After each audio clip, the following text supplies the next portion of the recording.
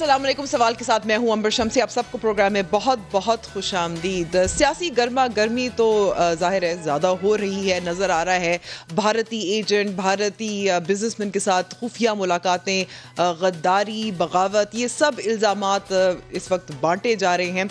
इस पर बात करेंगे। इसके अलावा हम बात करेंगे जो इस वक्त जुमे को एक ऑर्डिनेंस मंजर आम पर आया था। 1 सितंबर को पाकिस्तान की गज़ेट में छापा गया था, और ये है कि एक आइलैंड डेवलपमेंट अथॉरिटी जो दो जुड़वा जजीरे हैं कराची और ठट्टा के करीब, उनके हवाले से एक जो ऑर्डिनेंस आया था उस पर भी बात करेंगे। क्या ये गैर आइनी है या नहीं है, इस पर क्या मज़ाहमत होगी और किस तरह से होगी। अपने मेहमानों का तारुफ कराती हूँ। हमारे साथ मौजूद है अज़मा बुखारी साहिबा, पाकिस्तान मुस्लिम लीग नवाज़ की नुमाइंदगी कर रही हैं, अंदलीब अब्बास साहिबा पाकिस्तान तहरीक इंसाफ के, और परवेश खान साहिबा पाकिस्तान पीपल्स पार्टी का। आप तीनों का बहुत बहुत शुक्रिया वक्त देने का। सबसे पहले तो मैं 2 क्लिप सुनवाना चाहती हूँ, क्योंकि शहबाज गिल साहब ने एक बात की जो अभी भी उस पर डिस्कशन चल रहा है। इसके अलावा जवाबन एहसन इकबाल साहब ने भी एक बात की थी गद्दारी के हवाले से, और कौन गद्दार है कौन नहीं है, और रियासत को किसने असल में बिट्रे किया है। सुनिए दोनों क्लिप्स।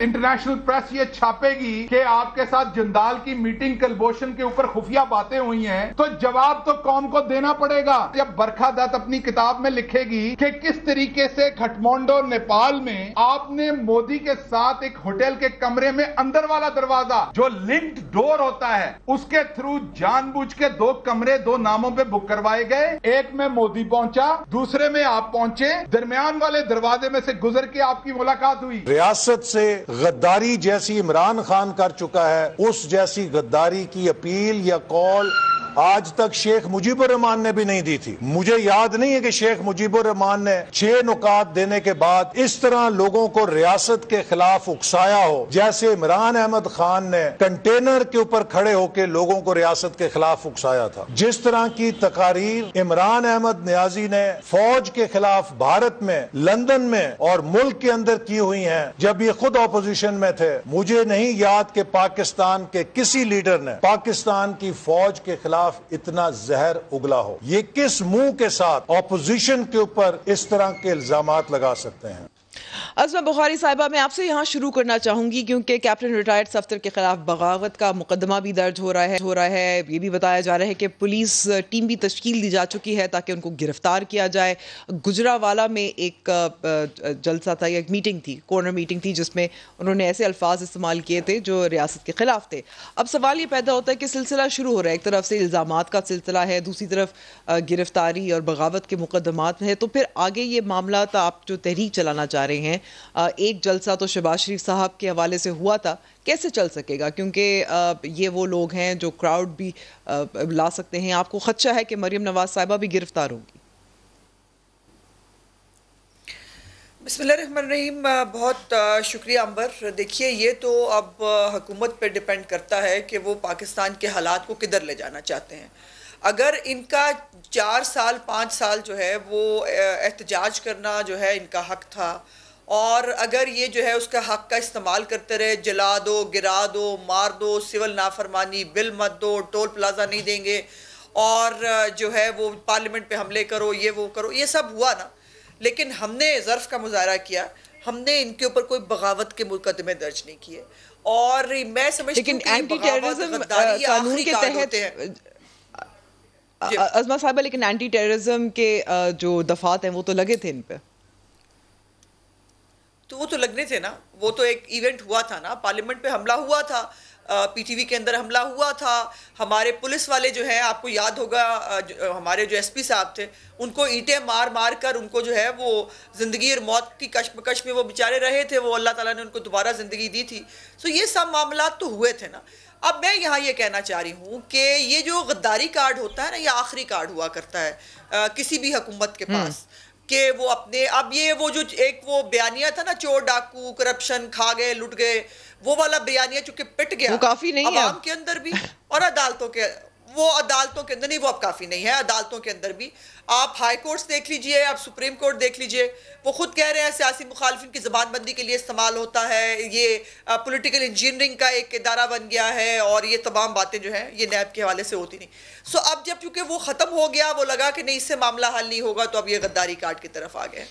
افسوس کی بات یہ ہے کہ یہ غداری کارڈ جو ہیں یہ پاکستان کی پولیٹکس میں ہمیشہ سے رہے ہیں، اور اس کا شکار یقیناً بڑی پولیٹیکل پارٹیز اور مقبول لیڈرز ہوا کرتے ہیں ہمیشہ، اور وہ ہوئے۔ بے نظیر بھٹو صاحبہ کو بھی سیکیورٹی رسک کہا گیا، میاں نواز شریف صاحب کے بارے میں بھی یہ پرانی باتیں ہیں جو نکال کے دوبارہ لائی گئی، یہ ہو گیا وہ ہو گیا، لیکن اس کے بعد ہم دونوں عظمت صاحبہ، لیکن ایک سوال جو پیدا ہو رہا ہے، اور ہمیں پاکستان کی تاریخ کے بارے میں اچھی طرح ہم واقف ہیں، کس طرح سے کس پر غداری کا جو ایک سرٹیفکیٹ ہے کس کو دیا گیا ہے، فاطمہ جناح صاحبہ کی بھی مثال موجود ہے، لیکن اب اس وقت جو سوال ہے کہ اگر یہ جو گرفتاریوں کا اور یہ مقدمات کا سلسلہ شروع ہوا تو پھر تحریک کو تو مشکل پڑے گی نا، یہ تو آپ کو ماننا پڑے گا، تو یہ اب حکومت کی طرف سے دوسرا وار آپ کہہ سکتے ہیں؟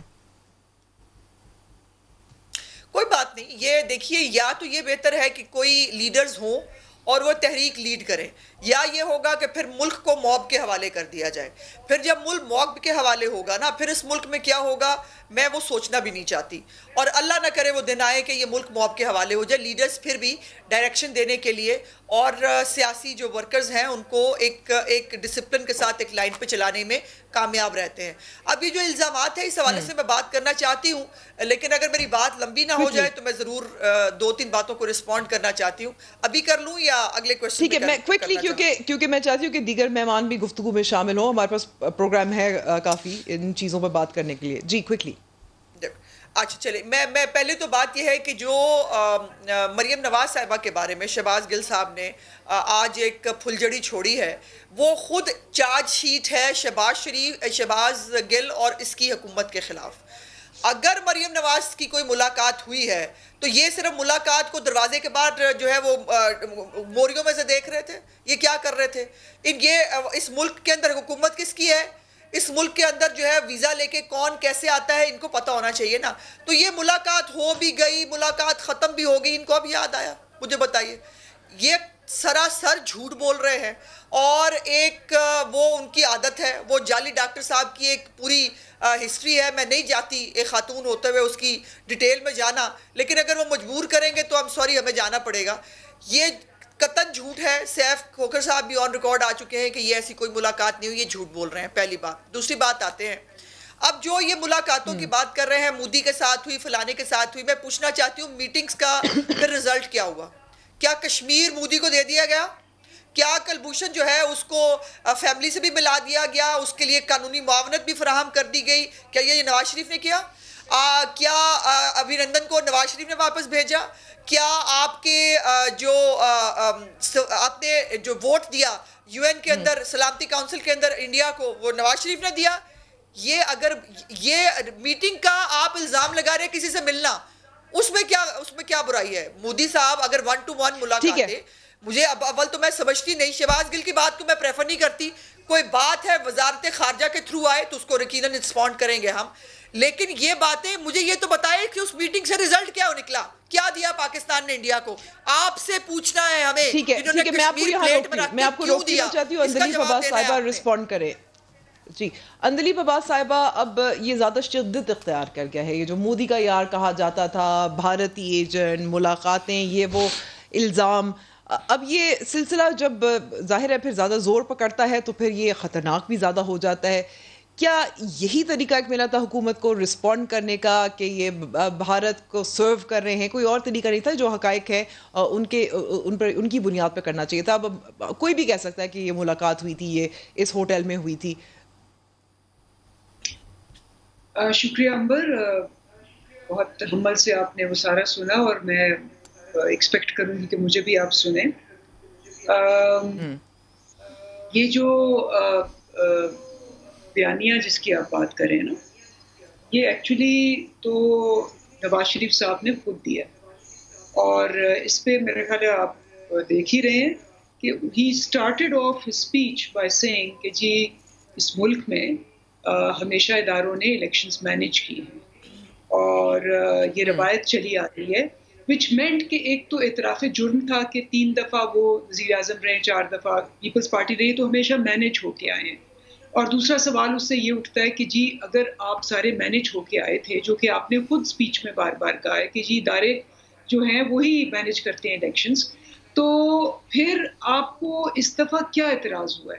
یعنی کہنے کی کوشش یہ کہہ رہے تھے کہ اگر اس دفعہ بھی میں آتا تو میں چپ رہتا کیونکہ میں تو 30 سال چپ رہا تھا.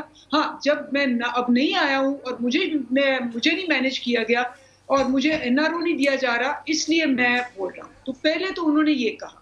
دوسرا انہوں نے بڑا امپورٹنٹ پوائنٹ کیا اور انہوں نے بار بار یہ کہا ہے کیونکہ جی ہمارا مقابلہ عمران خان کے ساتھ نہیں ہے, ہمارا مقابلہ ان کے ساتھ ہے جو ان کو لے کے آئے تھے obviously.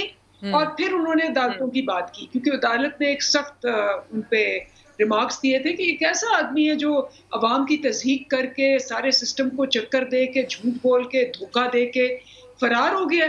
تو اس پہ انہوں نے پھر کہا کہ جی عدالتیں بھی یہاں میں ہوتی ہیں, جیسے انہوں نے کہا تھا آپ کو یاد ہوگا GT روڈ پہ جو تھا مجھے کیوں نکالا پہ کہ یہ بک سے بھرے ہوئے 5 بک جو ہیں ان کو نکال کے ہم نے پھینکنا ہے. تو ایک یہ جو بیانیہ انہوں نے دیا ہے نا کہ ہمارا مقابلہ عمران خان کے ساتھ نہیں ہے, ہمارا مقابلہ اداروں کے ساتھ ہے, وہ obviously پھر انڈیا نے اس کو ہیڈ لائنز دی کہ جی opposition says they'll attack the army, یہ انہوں نے کہا. اب یہ اور مریم نے بھی کہا, مریم نے کہا جی یہ ہمارا بیانیہ ہے میرے اور میرے والد کا, اور ہماری اپنی پارٹی میں جو میرے چچا ہیں وہ اس بیانیے سے متفق نہیں ہے, وہ مفاہمت چاہتے ہیں اور بھی لوگ چاہتے ہوں گے, لیکن ہم نے تو اسی پہ چلنا ہے, تو جو ہمارے ساتھ آئے گا وہ چلے گا, اس پہ نہیں. اب اگر آپ کھلم کھلا ایک محاذ ڈکلیئر کریں, ایک جنگ ڈکلیئر کریں اپنے اداروں پہ, چاہے وہ عدلیہ ہے, چاہے وہ آپ آرمی کہیں یا اندلیب عباس صاحبہ آپ کیا کہیں گی؟ آپ سے میں یہ سوال کرنا چاہوں گی کہ جو کچھ ہوتا رہا ہے وہ سچ ہے یا نہیں؟ جی دیکھیں بالکل ہم تو مانتے ہیں کہ نواز شریف صاحب اور بالکل ایک ڈکٹیٹر کی پیداوار, اس میں کوئی شک ہے, یہ ہسٹری نہیں ہے. نہیں میں نواز شریف کی بات نہیں کر رہی ہوں, پاکستان کی تاریخ کی بات کر رہی ہوں. میں اسی لیے کہہ رہی ہوں, یہ شک نہیں ہے آپ کو کہ بھٹو صاحب جو تھے وہ ایوب خان کے یعنی کہ آپ کا کہنا ہے کہ جو نواز شریف صاحب کہہ رہے تھے وہ درست ہے, اور وہ بھی اعتراف کر رہے ہیں, وہ تو یہ بھی کہہ رہے ہیں کہ ٹروتھ کمیشن بننا چاہیے, جو PDM ہے پاکستان ڈیموکریٹک موومنٹ, ایک ٹروتھ کمیشن بننا چاہیے تاکہ تمام چیزیں کھل کر سامنے آئیں. دیکھیں ٹروتھ تو انہوں نے خود ہی بتا دیا, اب رہ کیا گیا ہے؟ اب رہ صرف ایک بات گئی ہے, جو سوال میں نہیں بولی بیچ میں, سوال جو ہے وہ یہ ہے, نمبر 1 سوال یہ ہے کہ جی اگر آپ 30 سال مینج ہوتے رہے تو اب آپ کو کیا مسئلہ آیا ہے؟ ایک ہی مسئلہ آیا نا کہ اس دفعہ مشرف نے بھی NRO دے دیا, وہ بھی ہسٹری ہے, وہ بھی فیکٹس ہیں. اس دفعہ جب NRO لینے ہمارے پاس آئے, وہ 34 شکے لے کے نیب کی جو میرے پاس ہیں اس وقت, یہ ہمیں دیا گیا کہ جی یہ مانو نیب کو دفن کرو, کیسز دفن کرو, پھر ہم آپ کے ساتھ اس پہ فیٹف پہ آئیں گے. ہم نے NRO انکار کر دیا. مریم 8 مہینے سے چپ تھی. کیوں چپ تھی؟ پھر انہوں نے بھیجا زبیر صاحب کو, وہ 2 دفعہ گئے, زبیر صاحب بھی یہ مانے ہیں, آرمی والے بھی مانے ہیں کہ جی نواز شریف اور ان کے کیسز ڈسکس ہوئے, اور انہوں نے بڑی کیٹیگوریکلی کہہ دیا کہ عدالتیں ڈیسائیڈ کریں گی, آپ جائیں. جب وہاں سے بھی انکاری ہو گئے تو انہوں نے کہا جی ہم چڑھ اٹھتے ہیں, فیٹر تو چھوڑیں, پاکستان کا مفاد چھوڑیں. اگر آپ نے ہمیں نہیں چھوڑا, اگر آپ نے اپنے آپ کو, تو پھر ہم جو ہے ایسی بات تو اندلیب عباس صاحبہ, کیونکہ ایسی بات تو واضح طور پر ظاہر ہے آپ کہہ رہے ہیں, ایسی بات تو کسی نے واضح طور پہ تو نہیں کی کہ ہمیں چھوڑے تو پھر سب کچھ چھوڑ دیں گے, یہ تو آپ کا بیانیہ ہی ہے. میں چاہوں گی پلوشہ صاحبہ بھی شامل ہو گفتگو میں. بچے کو پتا ہے. So I mean those words you're putting words in their mouth in that sense. میں تو آپ کو یہ دکھا رہی ہوں, یہ تھا ان کا NRO مانگنا, میرے پاس ہے, اور کیا رہ گیا؟ ٹھیک ہے NRO مانگا, نیب کے قوانین میں ترامیم کے والے سے مانگا. میں چاہوں گی پلوشہ خان صاحبہ رسپونڈ کریں. پلوشہ صاحبہ, غداری ہے, بغاوت کے مقدمات ہیں, اس وقت تو بات جو ہے نا زیادہ بہت آگے بڑھ گئی ہے, ود گئی ہے. نہیں, کوئی آگے نہیں بڑھی, یہ ہمیشہ ہوتا ہے. اگر آپ نے تاریخ کا کچھ مطالعہ کیا ہو تو ایسے ہی ہوتا ہے جب آخری دن ہوتے ہیں. اور اگر ہم ملک سے ذرا پہلے اس سب کانٹیننٹ کی تاریخ دیکھیں بر صغیر میں, وہاں بھی ایسے ہوتا رہا. بلکہ جناح صاحب نے تو ایسے لوگوں کی بھی جا کر وکالت کی جن پر غداری کا چارج لگا تھا, اور سامراج نے لگایا تھا. گنگادھر تلک, بھگت سنگھ, وہ بھی غدار تھے.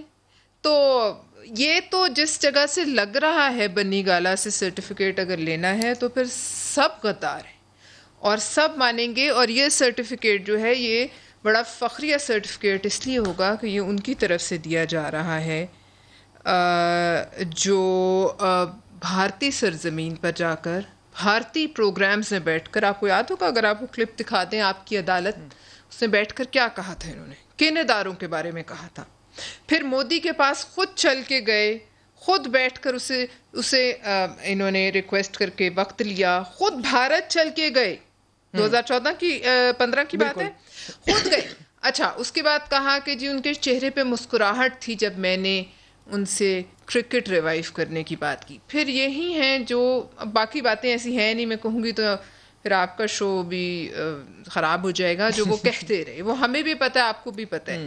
لہٰذا اداروں کے جو سگے ہیں نا مامے کوئی بھی نہیں ہے. ادارے اتنے کمزور بھی نہیں ہیں کہ وہ اپنی خود سے جو ہے وہ ترجمانی نہ کر سکیں, اور انہیں ان میں سے ترجمانوں کی ضرورت پڑ رہی ہے. لیکن ایک جو اندلیب صاحبہ نے جو دلیل پیش کی ہے وہ یہ کی ہے کہ جب خود فائدہ اٹھا رہے تھے, جب خود الیکشنز کے ذریعے آ رہے تھے, جب خود اقتدار تک پہنچ رہے تھے انہی اداروں کے ذریعے, تب اٹ واز آل فائن. اب ان کو نہیں فائدہ ہوا تو پھر اب ان پہ الزام پھر اس میں یہ بھی مانتے ہیں کہ ہم بھی اسی طریقے سے پہنچے ہیں, اب ان کو فائدہ نہیں ہو, اب ان کو فائدہ ہو گیا.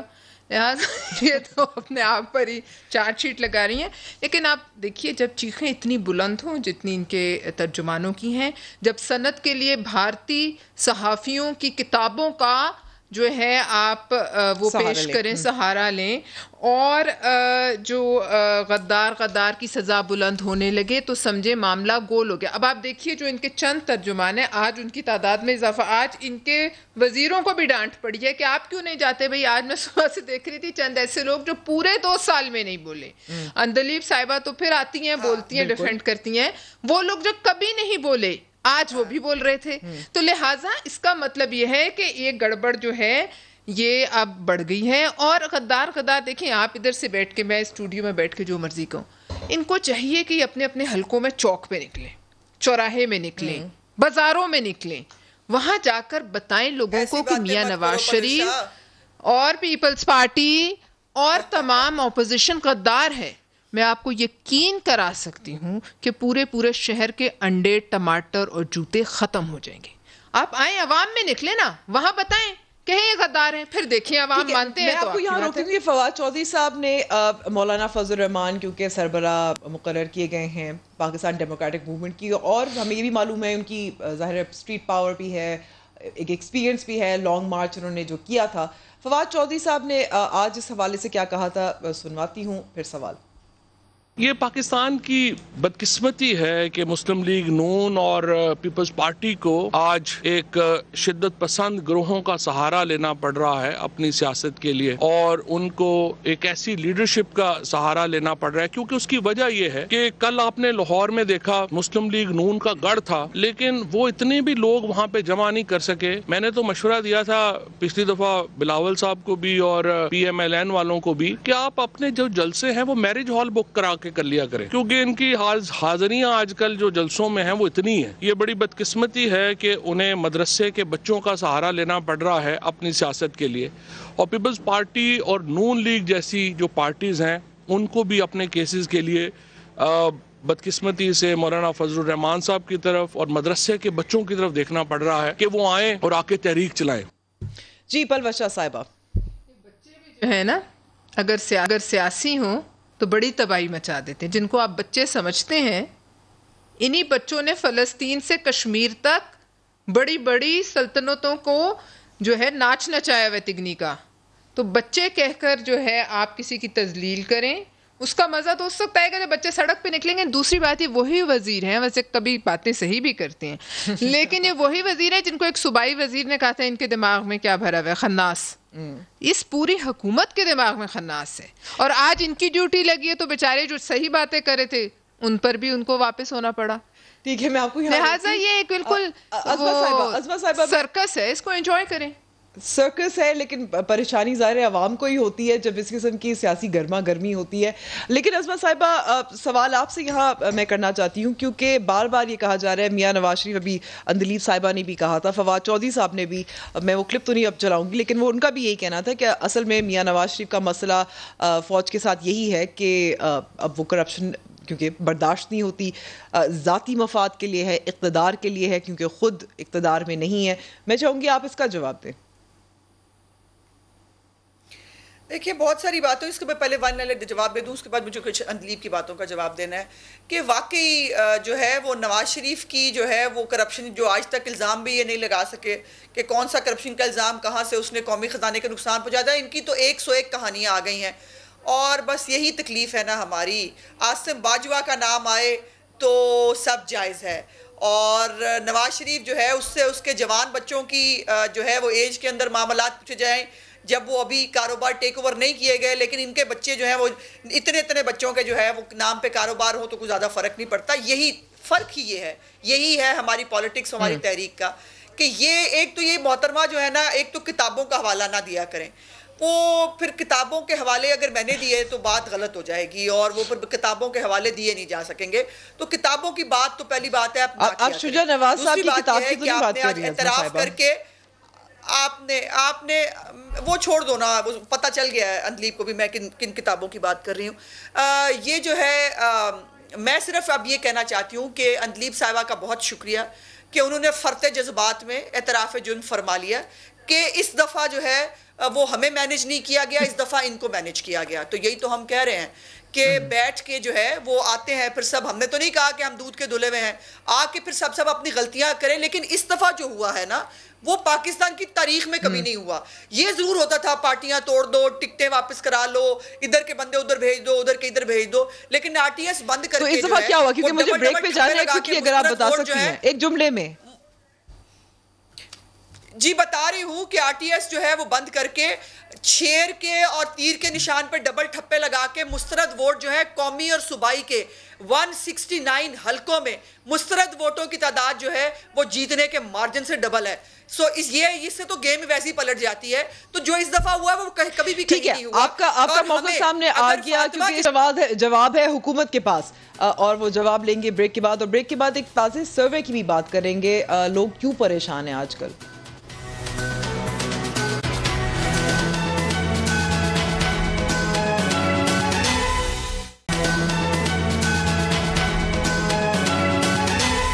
प्रोग्राम में एक बार फिर खुश आमदीद. अंदलीब अब्बास साहिबा, ब्रेक से पहले अज़मा बुखारी साहिबा कह रही थी कि इस दफ़ा जो हालात थे, जो आरटीएस सिस्टम के जो बैठ गया था, फिर जिस तरह से जो वोट्स थे उस पर डबल ठप्पे थे ताकि रिजेक्ट हो जाएं, ये इससे पहले नहीं देखा था. अच्छा जी, तो अब इसका जवाब सुन लें और बड़ा तहम्मुल से सुने, बिकॉज दीज आर फैक्ट्स. और दो फैक्ट्स मैं पहले भी आपको बता दूं कि बेनज़ीर साहिबा ने भी नवाज शरीफ को कहा था कि ये गद्दार हैं, और आपको याद भी है कि उन्होंने कहा था कि उन्होंने आर्मी से पैसे लेके वो लिए. And by the way, supreme court की एक जजमेंट है जिसमें ये कहा गया है, इन जजमेंट ऑर्डर में कहा गया है कि आर्मी ने इनको पैसे दिए और वो किया असगर खान केस में, आपको याद होगा. और फिर वो उसामा से बिल्कुल, लेकिन वो केस कहीं गया नहीं है क्योंकि एफआईए के पास दस्तावेजात नहीं थे, और हुकूमत आपकी है, उसको परस्यू नहीं कर सके. लेकिन आगे बढ़ते हैं. सुप्रीम कोर्ट का ऑर्डर मौजूद है. पहली बात तो ये है कि मैंने इंटरप्ट नहीं किया, बहुत गलत बयानी कर रहे थे, लेकिन मैंने दोनों की बात बिल्कुल सुनी, मैंने नहीं इंटरप्ट किया, मेरी बात सुन रहे. यू माइट डिफर, लेकिन हौसला होना चाहिए. अच्छा, अब दूसरी बात, जहां तक इलेक्शंस की बात आई ना, तो हुआ एग्जैक्टली यही है कि हमेशा से मैनेज होते आए थे. इस दफा जब वो इलेक्शंस मैनेज नहीं हुए और वो मेरिट पे थे, ये हार गए. जब ये हार गए तो इनको तो बहुत बड़ा शॉक लगा. अच्छा, अब ठीक है, हमने भी 2013 में कहा कि जी इलेक्शंस जो हैं वो फेयर नहीं थे. हमने क्या किया कि हम हर दरवाजे पे गए, हमने 4 सीटों का कहा, इन्होंने हमें कहा जी खोले, हमने 48 खोले, विद इन 15 डेज 48 खोले हमने सार हल्के. उसके बाद इन्होंने कहा जी हम व्हाइट पेपर लाएंगे, जो हम लाए थे 2500 सफ़ों का और वीडियोस लाए थे. इन्होंने कहा जी हम व्हाइट पेपर लाएंगे. एहसन इकबाल ने कहा आज तक नहीं आया, उनसे पूछते हैं तो टाएं बाएं शाएं. کیونکہ نہ ایویڈنس ہی نہیں ہے, ویڈیوز بھی نہیں آئی. ہمارے 462 کیس تھے ٹرائیبیونلز پہ, ان کے 65 ہیں. تو انہوں نے ٹریبیونلز پہ نہیں گئے. پھر ٹریبیونل پہ ہمارا مسئلہ حل نہیں ہوا, ہم لاہور ہائی کورٹ گئے, پھر ہم اسلام آباد ہائی کورٹ گئے, پھر ہم سپریم کورٹ گئے. مجھے بتائیں, اگر ان کے پاس اتنا ایویڈنس تھا اور اتنے یہ تڑپ رہے تھے اور ان کے پاس اتنا کچھ تھا, 2 سال ہو گئے ہیں, یہ کسی کورٹ میں نہیں گئے, یہ کسی وائٹ پیپر انہوں نے پبلش نہیں کیا. انہوں نے نہ یہ لاہور ہائی کورٹ, نہ اسلام آباد ہائی کورٹ, نہ سپریم کورٹ, انہوں نے فالو اپ ہی نہیں کیا. ان کے صرف 60 اپلیکیشنز ہیں. کس طرح سے یہ بیٹھ کے یہاں بس کہتے ہیں جی یہ ہو گیا وہ ہو گیا. اور دوسری بات جو میں ہمیشہ کہتی ہوں, مجھے جواب نہیں ملتا کہ آپ کہتے ہیں جی فلانا جو ہے وہ آپ کا کرپٹ ہے, یہ بھی کرپٹ ہے آپ کے ساتھ, وہ بھی کرپٹ ہے, یہ تو ہمارے ساتھ تھے. اگر آپ کے ساتھ تھے اور کرپٹ تھے تو آپ نے ان کو پکڑا ہے کیوں نہیں, نمبر 1. اور اگر اب آپ سمجھتے ہیں کہ یہ اب کرپٹ ہو گئے ہیں تو پھر آپ کے پاس کورٹس ہیں. اگر آپ کورٹس جیسے ہم لے کے گئے, آپ کو یاد ہوگا میں اور ڈاکٹر یاسمین لے کے گئی تھی پہلے کیس الیکشن کمیشن پہ نواز شریف کا, کیونکہ وہ ان کی اپوننٹ تھی NA 125 میں, وہاں سے سنوائی نہیں ہوئی.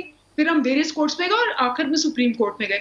آپ کو اگر ہم پہ شک ہے کہ جی ہم نے ہمارے لوگ جو ساتھ ہیں یہ کر رہے ہیں, تو یہاں بیٹھنے کی 2 سال بیٹھنے اور رونے کی بجائے آپ جائیں. کیونکہ بہت سارے معاملات جو کورٹس میں بھی ہیں اندلیپ عباس صاحبہ, آپ کو بھی معلوم ہے اگر BRT کی بات کریں تو وہاں بھی اسٹے ہوتا ہے, جو فورن فنڈنگ کیس ہو وہ بھی ابھی مطلب دیر سے ڈیلے ہو رہا ہے, اور ڈیلے کافی حد تک جو PTI کے وکلا ہیں ان کی طرف سے بھی ہو رہا ہے. میں آپ کو یہاں روکتی ہوں کہ میرے پاس وقت تھوڑا ہے, میں چاہتی ہوں جلدی سے اسی پوائنٹ پہ جواب دیا جائے, کیونکہ آپ نے ایک ویلڈ پوائنٹ اٹھایا, جو ویلڈ پوائنٹ اٹھایا, میرے پاس وقت تھوڑا ہے. پلوش صاحبہ, بات حکومت کی بھی درست ہے کہ ٹرائیبیونلز میں نہیں گئے, جو وائٹ پیپر جس کا وعدہ کیا تھا وہ سامنے نہیں آئے. بار بار کہنا کہ RTS سسٹم بیٹھ گیا تھا, ہم سب گواہ ہیں, وہ بالکل درست بات ہے. میں بھی آپ کے پاس واپس آؤں گی. میں چاہتی ہوں پلوشہ صاحبہ بھی جواب دیں. تو اپوزیشن نے جو مبینہ دھاندلی ہوئی ہے اس کے خلاف بھی کوشش تو نہیں کی کہ وہ حقائق بھی عوام کے سامنے آئے کہ کس طرح سے ہوئی تھی, کس نے کی تھی اور کیوں ہوئی تھی, اور اگر چیلنج نہیں کیا ٹرائیبیونلز میں. اچھا, انہوں نے پہلے ٹرائیبیونلز میں گئے, پھر ہائی کورٹ گئے, پھر سپریم کورٹ گئے, پھر دھرنے پہ آئے. آپ اس انتخاب کو چھوڑیں, یہ جو ہے اس پہ اگر ہم نہیں گئے, چھوڑیں, یہ ہمارا لاس ہے, ہم نہیں گئے. اب ہم سیدھا عوام کے پاس جا رہے ہیں, اور اس بات پہ نہیں جا رہے کہ ہماری سیٹیں کم ہوئیں, ان کی سیٹیں ہم اس بات پہ جا رہے ہیں کہ یہ معاشی قتل عام جو ہو رہا ہے وہ بند ہو عوام کا. اور یہ جو سروے آپ نے رکھا ہوا ہے سامنے, سوال ہے, ٹائم ملے تو 80% لوگوں نے کہا ہے کہ حکومت کی سمت غلط ہے. یہ سب بھی غدار ہیں, ان کو بھی پکڑیں اور ہمیں بھی پکڑیں, اور دیکھ لیں اتنی بڑی جیل پورے پاکستان میں کہاں ہے جہاں آپ اتنے لوگوں کو ڈالیں گے, اور آپ کے غداری کے سرٹیفکیٹ جو ہیں وہ ہمارے لیے فخر کی ایک علامت. اچھا ٹھیک ہے, عظمیٰ صاحبہ آپ ہی جواب دیجیے گا, کیونکہ بات درست ہے. دھرنے سے قبل تو عدالت کے ذریعے کوشش کی, ٹرائیبیونلز کے ذریعے کوشش کی, وائٹ پیپر بھی ہے پبلش کیا. میں تھوڑا سا یاد کروا دوں, ہماری یادداشت ٹھیک ہے, تھوڑا سا اگر PTI والے بادام کھا لیا کریں تو بار بار امبیرس نہ ہونا پڑے. پہلی تو بات یہ ہے کہ ہمارے 14 جو اپلیکیشنز ہیں وہ سپریم کورٹ میں گئی حلقے کھلوانے کے حوالے سے. اس وقت ماشاءاللہ ثاقب نثار صاحب جو ہے وہ وہاں تشریف رکھتے تھے, اور وہ 10 حلقوں میں جب PMLN کے کینڈیڈیٹس جو ہیں دوبارہ گنتی میں جیت گئے, اور یہ بھی یاد رہے کہ عمران خان صاحب نے کہا تھا میرا حلقہ پہلے کھولو, اور جب ان کے حلقہ کھلوانے کے لیے ہم گئے تو بابر اعوان نے کورٹ میں جا کے سپریم کورٹ میں کہہ دیا کہ جی سیاسی بیان تھا, ہم نہیں حلقہ کھلوانا چاہتے. بائی دا وے وہ 4 حلقے جس کے اوپر یہ دھرنے دینے آئے تھے وہ آج بھی PMLN کے پاس ہیں اس پورے مینیجڈ الیکشن کے باوجود. پہلی بات. دوسری بات یہ کہ میں یہ بتا رہی تھی کہ وہ 14 حلقوں کے اندر سے جب 10 حلقوں کی گنتی کے اندر دوبارہ PMLN کے کینڈیڈیٹ جیت گئے اور ایک حلقے میں آزاد کینڈیڈیٹ جیت گیا, اور اس کے بعد کیا ہوا کہ ثاقب نثار صاحب نے دوبارہ گنتی ہی بند کرا دی. کسی حلقے کے اندر انہوں نے دوبارہ گنتی نہیں ہونے دی. اور یہ جو کورٹس میں جا رہے تھے نا, وہ یہ آج کی کہانی تھوڑی ہے, یہ تو شروع ہوتی ہے نا دھرنے سے. قومی مفاد کے اندر ان کے فیک NOC کے باوجود, ان کی وہ جو वाया भटिंडा जो आई पूरी मनी ट्रेल, वो बेगम साहबा ने डायरेक्ट पैसे नहीं भेजे, उन्होंने राशिद खान को भेजे। पूछने वाली बात है राशिद खान साहब कौन थे? बहरहाल वो उनके थ्रू आई फेक एनओसी पे 300 कनाल का सादे करमीन डिक्लेयर हो गया। अब हमें क्या पता कि कौमी मुफाद के अंदर आपने बाकियों के भी जो है वो सादो करमीन के ठप्पे लगवा लेने हैं, तो हम क्या करेंगे? आपके जितने भी हमें छोड़िए, हम साबित करा सके या ना करा सके, आज ये साबित है कि 115 रुपए चीनी जो मिल रही है वो इस हुकूमत के मुंह पे तमाचा है बहुत बड़ा। जो कहते थे कि हम 70 से ऊपर नहीं जाने देंगे चीनी की कीमत, आज आटा जो है वो 70 रुपए 75 रुपए किलो के करीब मिल रहा है। आज बिजली के आप बिल देखिए कि कहां पहुंच गए हैं। अद्वियात, शर्म की जो है वालदा के नाम पे जो है वो सियासत की सारी जिंदगी एक अस्पताल बना के, और आज हालत यह है कि जो गरीब आदमी है वो अपनी वालदा के लिए दवाई नहीं ले सकता। इनकी वजह से आपने कहा हमने माफियाज के सामने जो है वो इसलिए सप्लाई बेहतर करने के लिए, और भाई इनको ये नहीं पता कि जितनी इजाफा आपने कर दिया है, मैं बस वक्त थोड़ा रह गया, खरीदने की सकत ही नहीं रही लोगों के अंदर। है कि इस वक्त जो पलवशा साहिबा भी कह रही थी कि इस वक्त सिर्फ बात ये नहीं है कि धांधली हुई, किसकी मुदाखलत थी या नहीं थी, सवाल ये पैदा होता है क्या हुकूमत इस वक्त लोगों के अवाम के मसाइल हल कर पा रही है। अंदरीफ साहिबा मेरे पास वक्त थोड़ा रह गया, तो ये सर्वे जो इप्सॉस का ताज़ा है, कंज्यूमर कॉन्फिडेंस सर्वे, उसमें यही कहा जा रहा है कि तकरीबन 80% लोग जो पिछले साल भी उतने थे, शुक्र की बात शायद ये है कि उससे ज़्यादा इजाफा नहीं हुआ, वो इस वक्त समझते हैं कि मुल्क सही सिमत नहीं जा रहा। 80%, दैट्स अ बिग नंबर। इसके अलावा जो लोगों को इस वक्त परेशानी है वो गुर्बत के हवाले से और बेरोजगारी के हवाले से। लेकिन मुझे दिलचस्प बात ये लगी कि इस वक्त एक ऐसी तादाद भी है जो समझती है करप्शन भी परेशानी की बात है। आपकी हुकूमत में जब जो आप कहते हैं कि अब ऑनेस्ट लोग आ गए हैं, करप्शन नहीं हो रही, तो ये शायद ऑपोजिशन की तहरीक से ज्यादा आपके लिए परेशान कुन है। देखिए अंबर, पहली बात तो यह है कि ये जो आपने देखा बिजली की कीमत पे इन्होंने 20 साल उनको फिक्स किया हुआ प्राइस का, हम रीनिगोशिएट कर रहे हैं। मेरे पास वक्त थोड़ा रह गया, मैं इस वक्त ये नहीं बात करना चाहती कि 2-2.5 साल बाद इन्होंने क्या किया, वो आप बात दुरुस्त कह रही होंगी, लेकिन लोग समझते थे कि 2-2.5 साल बाद या हुकूमत की आधी मुद्दत गुजर जाए तो कुछ हालात बेहतर होंगे, कहीं चले रोजगार मिल रहा होगा, कहीं कुछ महंगाई कम होगी। सुन तो ले, You can differ with me, but you have to listen to me ना। मैं तो अभी मुंह खोल रहा है तो आप शुरू हो गई, मुझे एक्सप्लेन तो करना है। Because we've constantly heard it. I would like कि एक नया मौक़िफ़ सामने आए कि ये आपके लिए परेशान कुन बात है या नहीं है कि लोग इस वक्त परेशान हैं। ये आपका प्रोग्राम है किसी और का अंबर? 100 साल का इस सदी का सबसे बड़ा क्राइसिस दुनिया में आया। यूके उड़ गया, यूएस उड़ गया, इंडिया उड़ गया, पाकिस्तान इज बीइंग टोल्ड के सबसे बड़ा एग्जांपल है विद ला इकोनॉमी। इंडिया में 23.6% नीचे आई है, पाकिस्तान में न्यूट्रल है इस वक्त, 0 पॉइंट सम है। आप अमेरिका में देखें 10.8 नीचे आई है।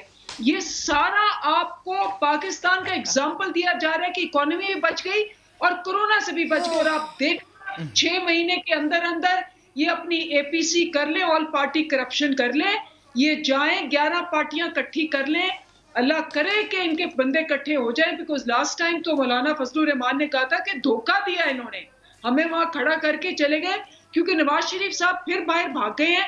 मरियम भी कोशिश करी है बाहर भागने की, इस बार तो इस दफा मौलाना साहब को तो सरबराह बना दिया ना।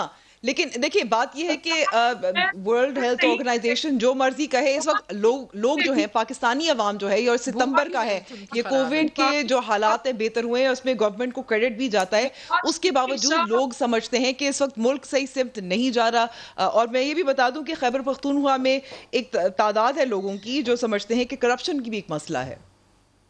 बिल्कुल है, ये वर्ल्ड हेल्थ ऑर्गेनाइजेशन को छोड़े पाकिस्तानी अवाम के हवाले से हम बात कर रहे हैं। मसला है ये, हम तो कह रहे हैं कि करप्शन में ये नुचड़े हुए हैं सारे, और जब तक के नवाज शरीफ साहब को वापस ला के मैं खैबर पख्तूनख्वा के बारे में बात कर रही हूँ, जहां आपकी हुकूमत पहले थी 5 साल की और अब दोबारा आई है।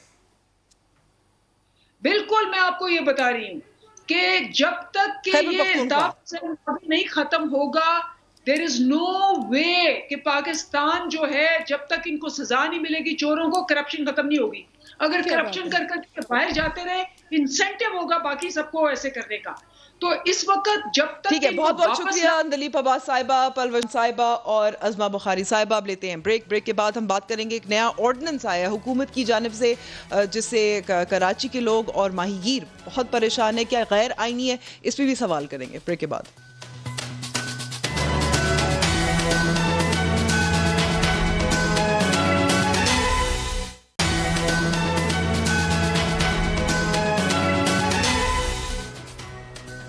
پروگرام میں ایک بار پھر خوش آمدید. وزیر اعظم عمران خان کہہ چکے ہیں کہ وہ امید کرتے ہیں کہ کنسٹرکشن پروجیکٹ سے پاکستان میں ترقی ہوگی، اور اسی ضمن میں کراچی اور ٹھٹہ کے قریب جو 2 جزیرے ہیں اس کے حوالے سے ایک آرڈیننس بھی سامنے آیا ہے. اتھارٹی قائم ہوگی، بار بار بتایا جا رہا ہے کہ اس سے اربوں روپے کی سرمایہ کاری ہوگی، لیکن کراچی اور سندھ کے جو سیاسی جماعتیں ہیں، رائٹس آرگنائزیشنز ہیں، وہ کہہ رہی ہیں کہ یہ غیر آئینی ہے. اس کے حوالے سے ہم بات کریں گے عبد المعز جعفری سے، وکیل بھی ہیں اور سما ٹی وی کے اینکر بھی ہیں. محمد علی شاہ صاحب جو پاکستان فشر فوک فورم کے سربراہ ہیں. سب سے پہلے جعفری صاحب آپ سے جاننا چاہوں گی، کیا یہ جو آرڈیننس آیا ہے جو ایک اتھارٹی قائم کر رہا ہے ان جزیروں کے حوالے سے تاکہ کنسٹرکشن پروجیکٹس آگے بڑھے، کیا غیر آئینی ہے؟ جی میرے خیال سے غیر آئینی ہے. جس طرح سپریم کورٹ نے انٹرپریٹ کیا ہے کہ آرڈیننس سازی کس طرح کی جاتی ہے، کن اوقات میں کی جاتی ہے اور کس مجبوری کے تحت جو ہے اس کا میعاد حدود ہوتی ہے، اور یہ سارے جزائر جو ہیں کیونکہ سندھ کے کوسٹل ایریا میں 300. جی علی شاہ صاحب کوئکلی میں جعفری صاحب سے قانونی پہلو سن لوں پھر آپ سے بات کرتے ہیں. جی جعفری صاحب. جی سوری، یہ بالکل غیر آئینی ہے کیونکہ جو آرڈیننس سازی کا عمل ہے اس کو جس معیار پہ اترنا ہوتا ہے، جس ضرورت کے تحت ہونا ہوتا ہے، جس کو سپریم کورٹ نے عیاں بھی کر دیا ہے، اس کو پورا نہیں کرتے. یہ کون سی ایمرجنسی تھی؟ یہ آئیلینڈز کیا ڈوب رہے تھے؟ ان پہ کیا خدا نخواستہ انڈیا کا قبضہ ہونے والا تھا؟ یہ کیا ضرورت تھی آرڈیننس لانے کی؟ اور پھر آرڈیننس آنے کے بعد جب نیشنل اسمبلی سیشن میں تھی تو نیشنل اسمبلی کے سامنے اس بات کو پیش کیوں نہیں کیا گیا؟ یہ ہمیں کیوں پتہ جب چل رہا ہے جب آپ نے ایکچولی اس کے کمپیٹنٹ اتھارٹی الیکٹ کرنے کا فیصلہ کر لیا ہے اور اس کے آپ ایڈورٹس دے رہے ہیں. اول تو اس طرح غیر آئینی ہے. دویم جس طرح کلیئرلی غیر آئینی ہے وہ آرٹیکل 172 کے تحت 18ویں ترمیم کے بعد ایک واضح ترمیم ہوئی تھی جس کے تحت ٹیریٹوریل واٹرز جو ہیں وہ ایک صوبے کی ڈومین ہو گئے تھے اور کانٹیننٹل شیلف وفاق کی ڈومین رہ گئے تھے. اچھا، یہ کلیئرلی صوبے کی ڈومین کے اندر آئیلینڈ ہیں. ٹھیک ہے جعفری صاحب میں آپ کو روکتی ہوں کیونکہ وقت میرے پاس تھوڑا رہ گیا. علی شاہ صاحب آپ پاکستان فشر فوک فورم کے سربراہ بھی ہیں، جوائنٹ ایکشن کمیٹی کے بھی سربراہ ہیں. کس طرح سے مذمت کریں گے، کس طرح سے چیلنج کریں گے اور کتنے ماہی گیر متاثر ہوں گے؟ جی پہلی بات یہ کہ سندھ کے میں جو ہے 300 سے زیادہ چھوٹے بڑے جزائر ہیں اور ان تمام جزائر پر جو ہے نا وہ کوئی 25 لاکھ ماہی گیر جو ہے ان کا روزگار جو ہے منحصر ہے.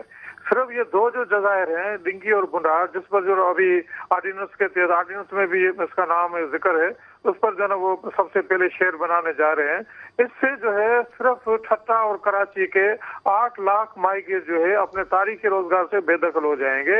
اس کے علاوہ میرین لائف ڈسٹرب ہو جائے گی، یہاں پر فشنگ گراؤنڈز ہیں وہ سارے تباہ ہو جائیں گے. مینگروز کے جنگلات جو مچھلیوں کی نرسریاں ہیں اور قدرتی آفتوں سے ہمارے لیے جو سیف گارڈ کا کام کرتے ہیں وہ سارے تباہ ہو جائیں گے.